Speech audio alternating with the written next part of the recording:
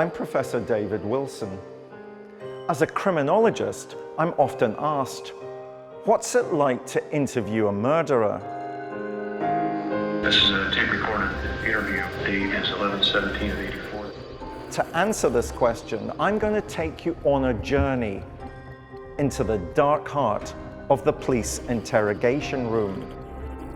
Using cutting-edge lip-sync technology, we'll bring to life the actual tape confessions of some of the world's most notorious killers. I put tape on her mouth, held it there so she couldn't breathe.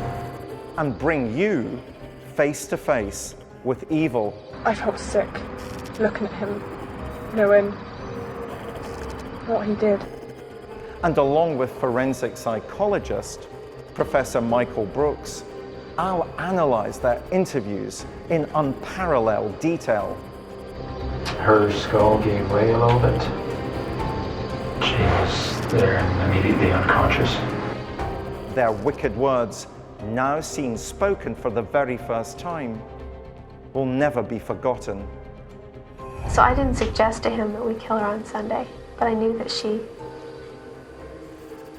had to be gone.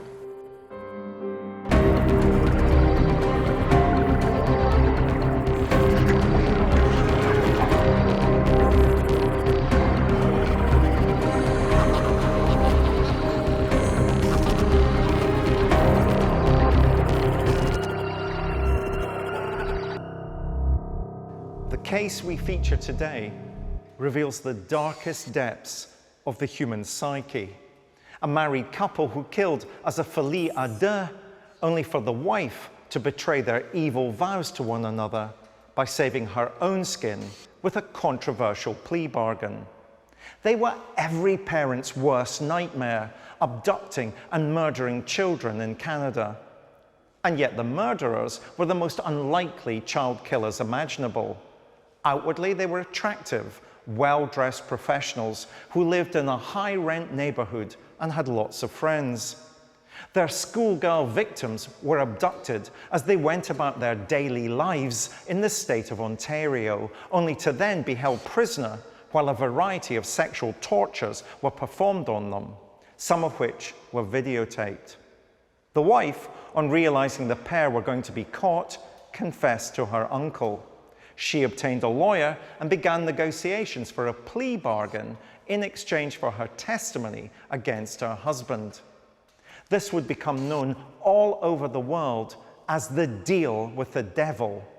Today we hear the very rare recording of this extraordinary plea bargain that condemns her husband to a life in prison. From him we hear his police interview and the rage he reserves for his duplicitous wife. Who is this married couple for whom the deaths of innocent children ultimately did part? Karla Homolka and Paul Bernardo. In May 1993, the anteroom of a Canadian courthouse in Ontario saw the stage set for one of the most extraordinary confessions to murder in criminal history. 23-year-old Karla Homolka was about to turn Queen's Counsel against her husband, Paul Bernardo, in a bid to win a more lenient sentence for herself. She was about to name him as the principal protagonist in the murder of 3 girls, one of whom was Homolka's own sister, 15-year-old Tammy. In her defense, she was to paint herself as an abused wife forced to do her husband's bidding. During her deposition, which would last some 10 hours, Homolka revealed the couple's deadly MO. We see a girl, we're going to stop, I'm going to ask her for directions, I'm going to try and get her over to the car. So he wanted her right beside him so he could hold the knife to her. Where to begin? A truly horrific, monstrous coupling. I thought at one point of calling them the Ken and Barbie from hell, but that would be to trivialize their depravity. This case is particularly chilling because A, it involves a couple in a romantic relationship that embarked on a career of violence and killing, at the same time, the callous way in which they maintained and developed their normal life. For serial killers, if they're in a partnership, the combination must be so combustible. It's a very rare phenomenon. None of us can really understand how two people can egg each other on in such a horrible way. Paul Bernardo and Karla Homolka were a particularly horrible couple.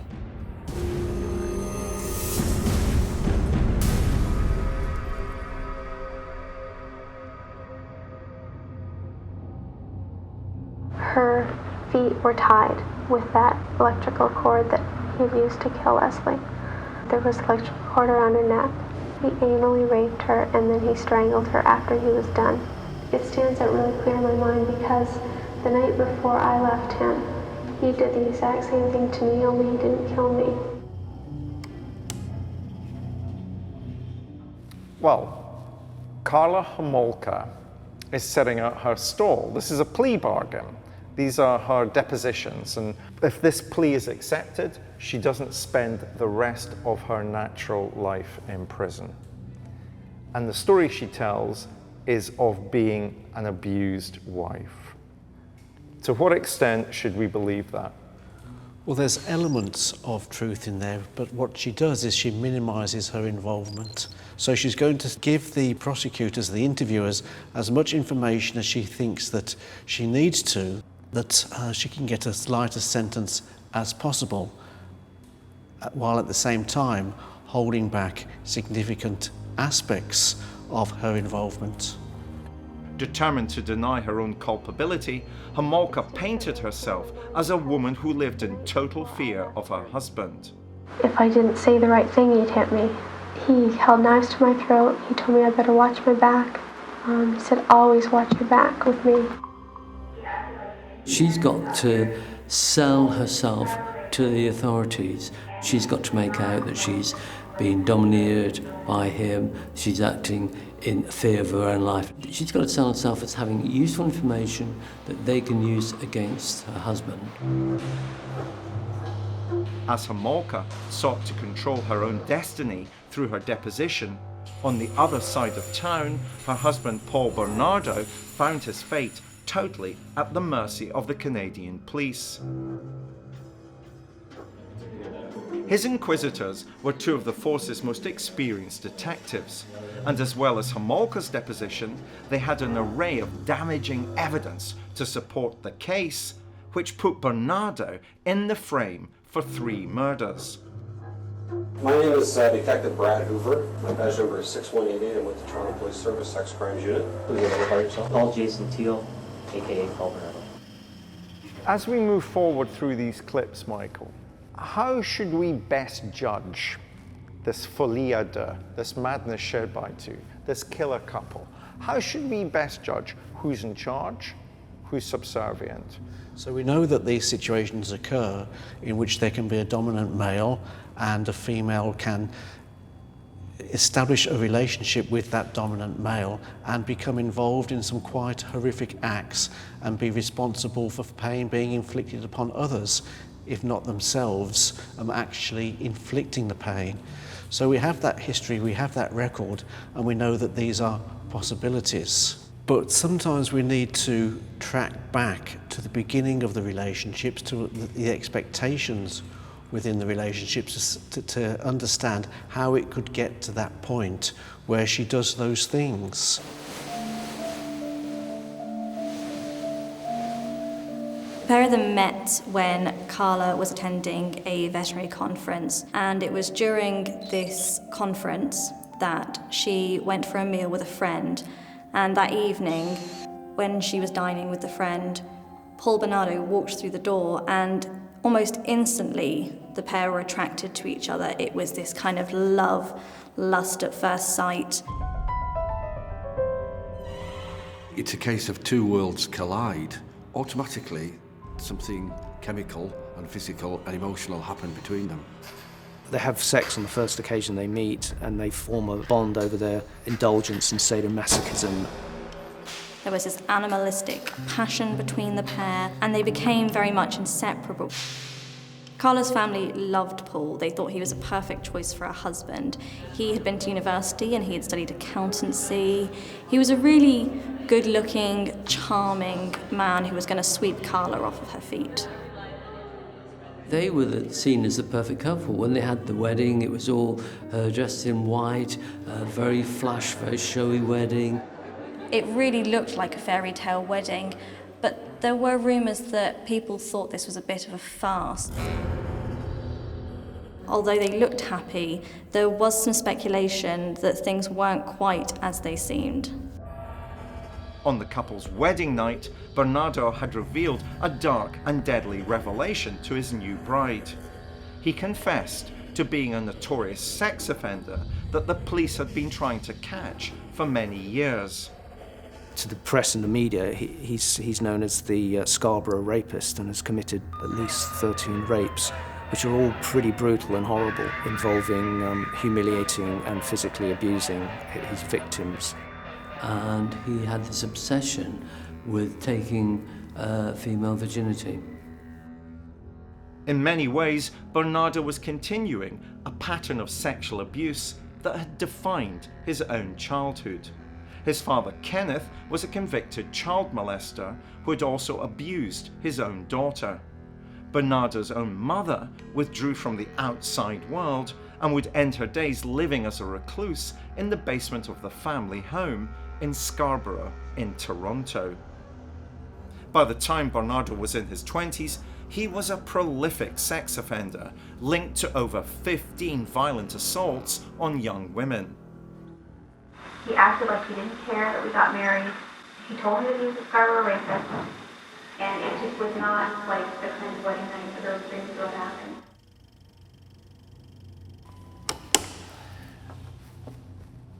I remember my own wedding night very vividly and very happily. The idea that on your wedding night, your partner could tell you that he in fact is the Scarborough rapist is extraordinary, isn't it? What would a normal, rational person do on hearing that kind of information? So right from the off, there is a different set of understandings between one another than there is in non-BDSM relationships. That's not to say that all involved in BDSM relationships actually could go on to commit acts of homicide, but there is a disturbing history when you look at their premarital behaviour. In the past, Paul had been with women who were essentially horrified by his sexual sadism, but Karla seemed to enjoy it. She seemed to even encourage it. So they've got this really intensely dark side where they're both just living this depraved fantasy life, but they carry out their depravity into real life. While her husband festers in a prison cell, refusing to help the police, Homolka is well into her lengthy deposition. As she matter-of-factly describes her role in a horrific series of crimes, she shows no emotion, the flat affect in her voice suggestive of her lack of compassion, and her air of grandiosity, a lack of remorse, all classic hallmarks of psychopathy.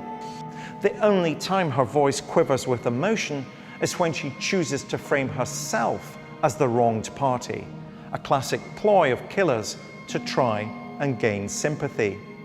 As the plea bargain progresses, more and more details of their shocking MO as killers emerge. Yet nothing can prepare those present for when she describes how she abducted and drugged her own sister, Tammy. Intended as a sickening Christmas gift to her husband, her sister died. Homolka slipped an animal tranquilizer into Tammy's rum and eggnog on the evening of the 23rd of December in their parents' house. Whilst the young girl was unconscious, Bernardo had sex with her. So did Karla. Each of them videotaped the other in the act. Karla's parents were at home, in another room, unaware. Then Tammy began to vomit. Bernardo and Homolka carried her into her bedroom and laid her in her bed and then called an ambulance. They didn't tell the medical personnel about the drug she'd ingested. Tammy died the next day on Christmas Eve. Beyond any doubt, this is one of the most appalling acts of fratricide in modern criminal history. December 23rd, 1990. Paul and Karla gathered at the Homolka family home to commence their Christmas celebrations. Paul started to develop these very dark and twisted feelings towards Karla's younger sister, Tammy. Tammy was only 15 and she was a virgin. Karla became aware of this, and so because she was so in love with him, she would have done absolutely anything to keep hold of him. And knowing that the one thing he wanted was a virgin, she offered up Tammy's virginity to him. Karla decided that this would be the night that she would offer her sister Tammy to Paul as an early Christmas present. She was just 15 years old. You know, he talked about how he really liked her, how she was getting really cute. Things like that at first. And I would say, yeah, she is, because she was a beautiful girl. Tammy was part of the family. She was a readily available potential victim. There was a reason for Karla to offer her up. And of course, Tammy was seen as pure and virginal. Plan was for me to get sleeping pills. And so I picked the Halcyon. It seemed to have the least side effects. And death was not listed. I don't remember who decided that we needed the halothane. I guess it would probably be me, knowing more about anesthetics and the fact that sleeping pills might not keep her completely asleep. Karla stole drugs from the veterinary centre where she worked. The drug used to sedate Tammy was a powerful anaesthetic, often used to sedate horses. Whilst it can cause dangerous side effects for humans, Tammy was given an enormous dose.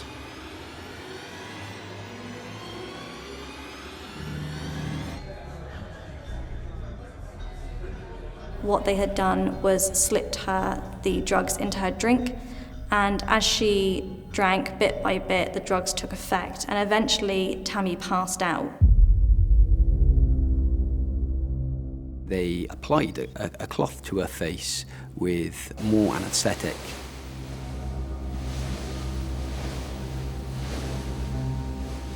And while this happened, Paul raped Tammy, and the entire time they filmed the whole thing.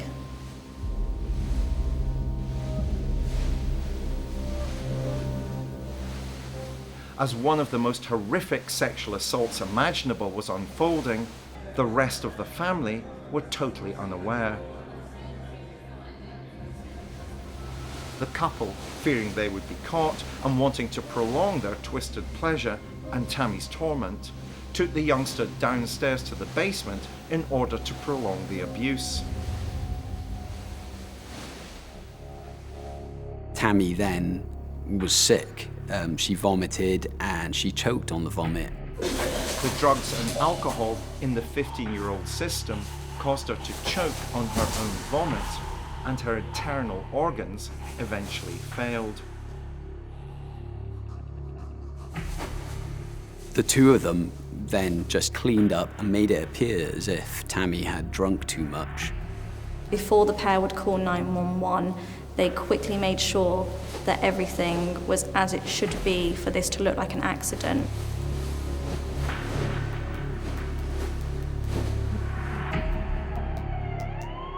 And when paramedics arrived, they insisted that they had done everything they could to help Tammy.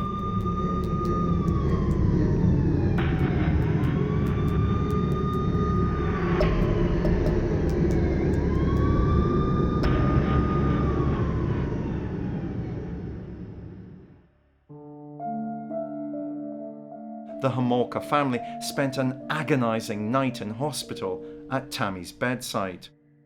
Tragically, on Christmas Eve, she was pronounced dead. Homolka and Bernardo played the part of grieving relatives to perfection. No one suspected them, of playing any part in her death. Everybody assumed that she had died from a vomit and not from the overdose of the drug, which is used to anesthetize animals. And the hospital actually believed this story, despite this burn mark that was on her face. The hospital had it explained by Paul that Paul had been dragging Tammy's body up the stairs, and this was a carpet burn and not, in fact, a chemical burn from the anaesthetic. When quizzed about the burn mark that had occurred on her sister's face, Homolka denied any part in administering the halothane anaesthetic-soaked rag over her mouth, and that Bernardo had done it without her knowledge. Those burns are possibly chemical in nature and antemortem. The only chemical that was near her was the halothane.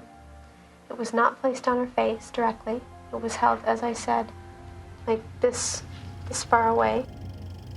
I don't remember who decided that we needed the halothane. I guess it would probably be me, knowing more about anesthetics. Michael, help people understand this idea that you've alluded to once or twice of cognitive dissonance. What does that actually mean? So that's the situation in when you act in a way that goes against what you think is the right way to act.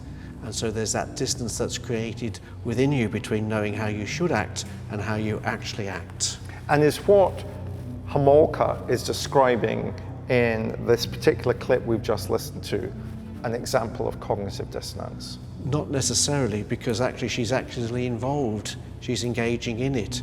But actually that is more than just cognitive dissonance. What would you characterize it as?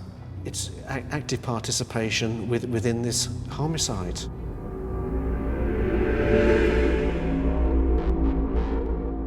When you think it's about as sick as it can get, it gets sicker. She dresses in her dead sister's clothes as a sexual attraction to Bernardo, which for me causes me to think of an expression which could enter the lexicon of depravity, and it's necrophilia by proxy. And it's extraordinary that a young woman could plumb these depths of depravity. And instead of thinking how lucky they were, all it did was to prompt them into committing even worse, more serious offences. They seemed to egg each other on. It was a double act. It will absolutely have served as a really solid foundation from which then went on much more audaciously to actually go outside of the home environment, target young women in their local communities, who they then went on to commit horrific crimes against. With his wife making the so-called deal with the devil, Bernardo is left with only two choices: confess and condemn himself forever as a child murderer and rapist, or refuse to cooperate with the police and label Homolka a liar. During his police confessions, he has none of her cool or thoughtful composure. He wavers wildly from being arrogant and excitable to glib and grandiose, with considerable vitriol reserved for his wife. The contrast between the two as personalities and as performers is extraordinary, and perhaps more clearly than anything demonstrates how crucial Homolka was as part of the killing couple. The power they had over each other was considerable, but when combined, the power that they had over their victims was insurmountable. It was clear that as a couple they were going to escalate, that they had very violent sexual fantasies that would only be satisfied by killing. There was often a pattern in the need to heighten the abuse in order to achieve the same level of emotional gratification. It's comparable in some ways to drug abuse. It is an addictive pattern of behavior. During her deposition, Homolka claimed that Bernardo was so thrilled by having gotten away with a sexual murder, he was determined to do it again. And he was also determined that they would become a killing couple. He kept on pushing and pushing and pushing, and finally I said okay. And thinking that it would be one time, that's it, it would shut him up, and he would stop bothering me and stop hurting me. The next person to be targeted after Tammy was Leslie Mahaffey, and she was a young girl who Paul literally robbed out of her backyard as she crept home one night, and he almost boasted, "Look what I've got." He brought home another victim for them. He said that he was going to keep Leslie as a sex slave. Once in the house, he gave Leslie some champagne. Homolka was enraged by what she was seeing. She was shocked to see Leslie in the house, and even more upset to see her drinking with her husband out of their very expensive champagne glasses. Oh, and I was really mad too, because there were 2 champagne glasses on the dining room table. And we had these really expensive champagne glasses from France, which we never used. He had those out. The 2 of them had been drinking champagne from those glasses. And I was really mad. Homolka by now realized what Bernardo was intending to do with Leslie. As the women spoke to each other, he saw the opportune moment to once again reach for the cloth doused with halothane anesthetic and place it over the young girl's mouth. The pair tortured Leslie, they sexually assaulted her, they raped her, they sodomized her, they degraded her in every way possible over the last few hours of her life, and eventually they strangled her to death. The killing couple subjected the teenager to the most terrifying and sadistic ordeal imaginable, and after the assaults, they offered her a teddy bear to hold for comfort. So he went over to her and he did the same thing, he strangled her more. And I think I watched that time. What the hell, she's dead anyway. After murdering Leslie, she was disposed of in the most undignified manner. She was dismembered by Paul and encased in concrete. People started finding blocks of concrete on a nearby lake, and within these blocks of concrete were the limbs of Leslie Mahaffey.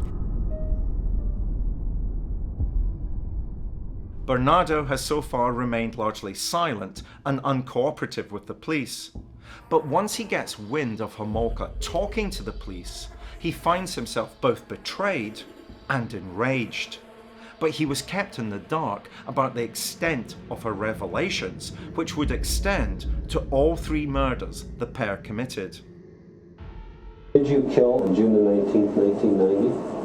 Well, it's a loaded question. I mean, are we going to go back and go through the time sequence of what happened in my life? I mean, I could just give a yes or no answer, but you know, there's a lot of issues about that. Did you have anything to do with her disappearance? No. Had you ever met her?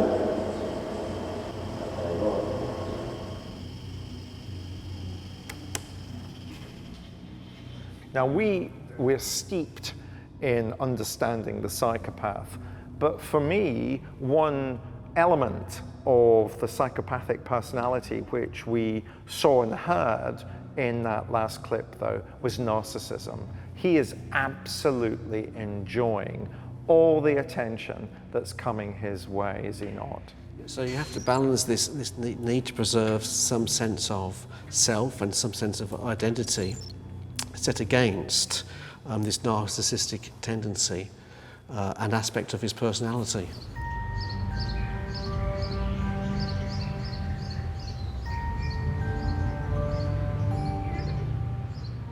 Having gotten away with 2 murders, Bernardo was determined to kill again. And this time, it would be Homolka who would seek out their 3rd victim. The next person they target is a young girl by the name of Kristen French. As Kristen walks home from school one day, close to Easter weekend, the pair hone in on her They have made themselves appear as though they're a couple in distress, and they ask her if she can give them directions. And Kristen, not suspecting anything and thinking this are a friendly, young, lost couple, she tries to help them. He kept saying, go through what we're going to do. So I said, well, if we see a girl, we're going to stop. I'm going to ask her for directions. I'm going to try and get her over to the car. So he wanted her right beside him so he could hold the knife to her.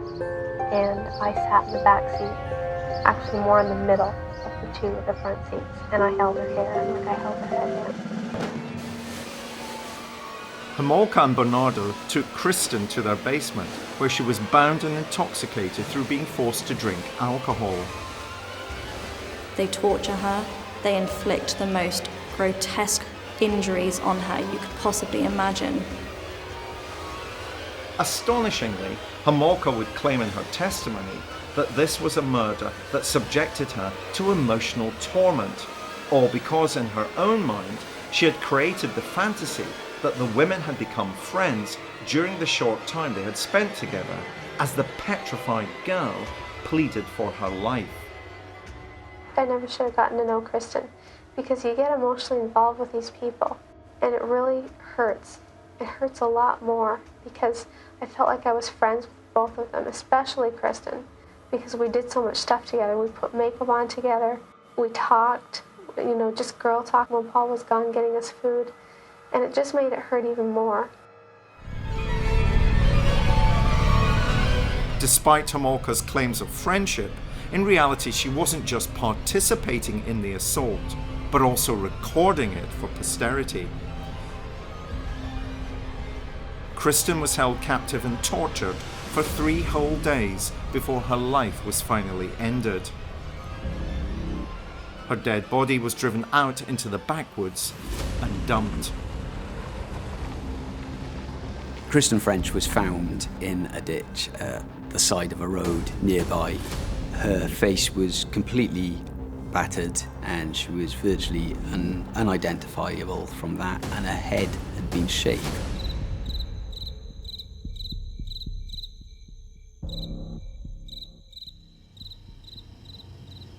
I never should have gotten to know Kristen, because you get emotionally involved with these people. We talked, just girl talk when Paul was gone getting us food, and it just made it hurt even more.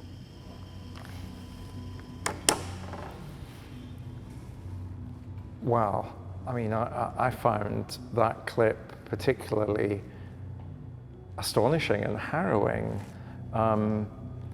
Effectively, Homolka's admitting holding a victim whilst Bernardo kills Kristen, the victim. And yet she claims to be emotionally involved. And the victim is her friend. So there's some active engagement in there. And so, again though, she's building up this picture. She's constructing for the interviewers and constructing for us ever after a particular picture that she wants to paint, which minimizes her role and maximizes his. Absolutely, and so she's wanting to attract the sympathy of those who are investigating the case, to say, actually, this was coercion. I felt bad about it. Even if you take an analytical perspective and say that, well, she actually enticed the victim and she engaged within that homicide as well, actively. So there's a complete disparity there between what she actually did and what she says. She doesn't want to recognise her own involvement. It's almost that she can't put any emotion into it. She can't put it in any other way because she understands the severity of what she's done. By now, the full extent of Homolka's testimony has been delivered to Bernardo. As he sat confronted with the reality of being forced to spend the rest of his life behind bars, Bernardo was forced to reflect upon the reasons his wife had betrayed their deadly pact.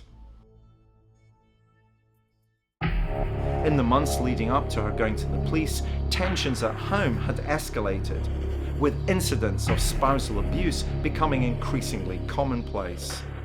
Paul's ferocious attitude towards Karla had started to gather momentum.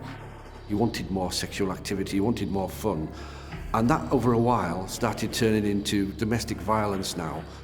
And he was beating her black and blue, and he was really becoming very violent. If I didn't say the right thing, he'd hit me. He held knives to my throat. He told me I better watch my back. He said, always watch your back with me. During one attack upon his wife, Homolka was hospitalized with head injuries. She was visited by the police, whose interest in her husband's violence extended beyond any concern they had for her. They wanted to question Homolka about whether she had any suspicions that Bernardo was the Scarborough rapist. A DNA sample he had given in a sweep of all local men some 2 years earlier had offered a positive match to one of his victims. The net was now closing in, and Homolka anticipated rightly that the game was up. One of the last of the Scarborough rapist attacks, his victim was able to identify the rapist and draw quite a good likeness of Paul. It was then that a work colleague saw a description of the Scarborough rapist in the media and recognised it as potentially being Paul Bernardo. Karla Homolka, in her own wisdom, decided, I'm not going down for this. I need to now start telling the truth about what happened. She wants an escape. There's no way that she wants to share his fate.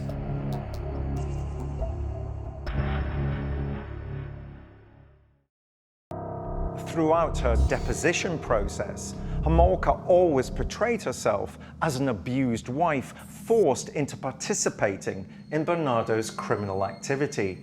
It wasn't until the videotapes that Homolka and Bernardo made were turned over to the police by an ex-lawyer of Bernardo's that it became clear that Homolka enjoyed herself with their victims, and the truth of her involvement in the crimes came to light.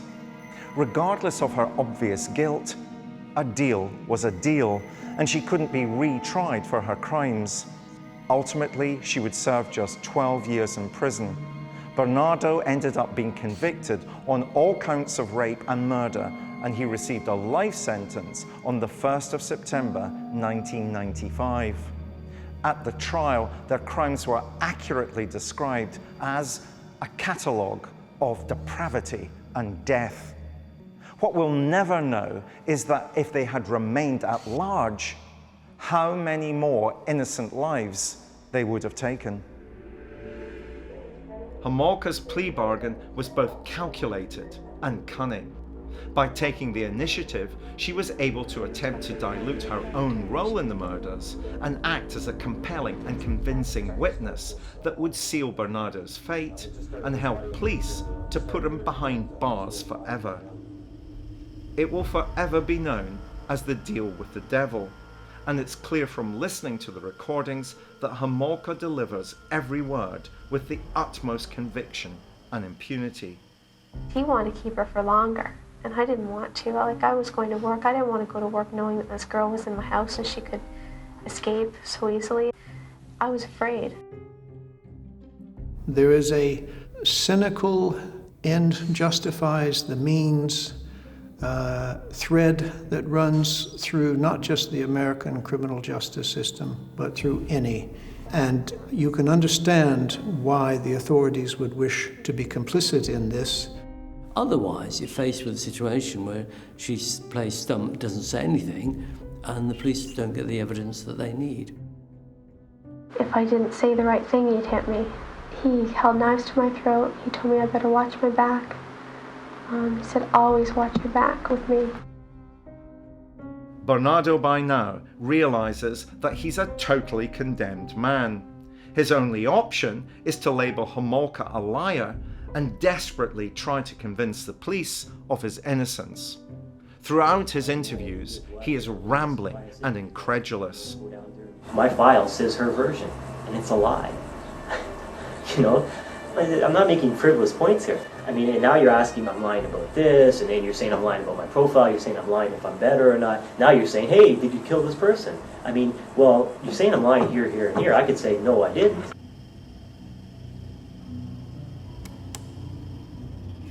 Does he have a legitimate complaint that everybody seems to believe her and disbelieve him? Well, certainly he has a legitimate complaint in that they accepted her plea bargain and are accepting what she said. The extent to which the interviewers believe or disbelieve what he says is a separate matter, and you need to set what he says against the evidence. Did you feel he was controlling his emotions, or did you feel, in comparison to what we heard about Homolka, he was running wild? He was certainly running wild for parts of the interview. Did this Tammy happen in July? Was a girl in January actually kidnapped and got somebody I picked up at a bar that she tried to roll over, and all these other issues, all relevant. You know, I know Karla's free now. I'm not in the business of putting her in jail. It's not my thing. There's a kind of gratification to see him struggling and failing in his kind of grandiosity. Not looking at the interviewers, looking to one side. I imagined that he was going to be more of a controller. Karla was in my role. Who did what, where, when? This is why I said, did you guys, go down there to get a polygraph to see if she was telling the truth? Like, why didn't Bevan do it in the first place? Have you guys gone down there and asked her? Have you settled the matter with it? Because you could say I lied or whatever on polygraph, but have you asked her? Because it comes down to a lot of that issue. Okay. You guys love doing that. I'm this crazy psychopath or liar. You guys love doing that. I'm this crazy psychopath or liar. The idea that he's concerned about being described as a psychopathic liar when he's been convicted of rape and serial murder is absurd, isn't it? But to survive, you need to have some sense of personal integrity, some sense of personal value. So no matter what you've done, you're still wanting to hold on to that. So it makes sense in many ways for him to emphasize those points. With Homolka's deposition sealed and delivered, she was the first of the pair to stand trial. And once again, she put on a convincing performance. When she gets on the stand, she really does look, in all intents and purposes, like a vulnerable young woman. She was very plausible. She was almost a sympathetic person who again portrayed themselves as a victim, and if only she had it to do again, she would never do any of that. Because of the deal she had made with prosecutors, Homolka was given a reduced sentence. But over a year later, the police made a discovery. One, which had they done before the deal with the devil was made, would have almost certainly seen Homolka spend the rest of her life in jail along with her husband.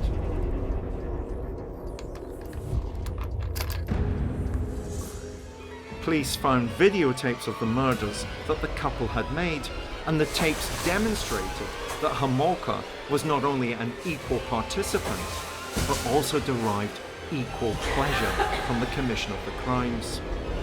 When they were shown, people were disgusted. They were absolutely aghast. Not only was she participating in these, she didn't come across as the battered woman that she had portrayed herself to be. She seemed to be, in some cases, even more brutal than Paul was. She was already a fully paid up member of the perverse conspiracy. She was a willing accomplice. She was completely engaged and involved and enjoying it. So I didn't suggest to him that we kill her on Sunday, but I knew that she had to be gone. She played a very clever game. She actually got the deal for 12 years. Compared to the offences, she walked scot-free. I mean, her life is ruined, but not as ruined as the lives that she was in touch with.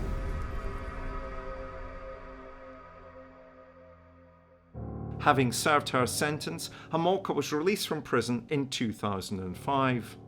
She married her lawyer's brother and started a family. But Bernardo was sentenced to life imprisonment for his crimes and was denied parole in 2018.